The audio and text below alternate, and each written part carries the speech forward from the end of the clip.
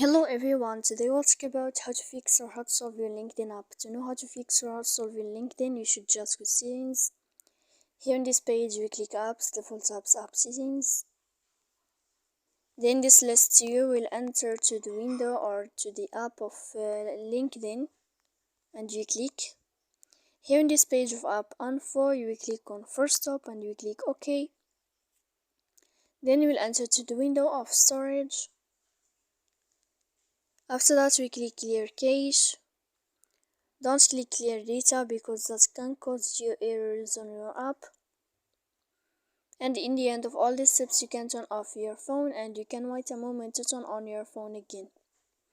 So please don't forget to support us by like and subscribe.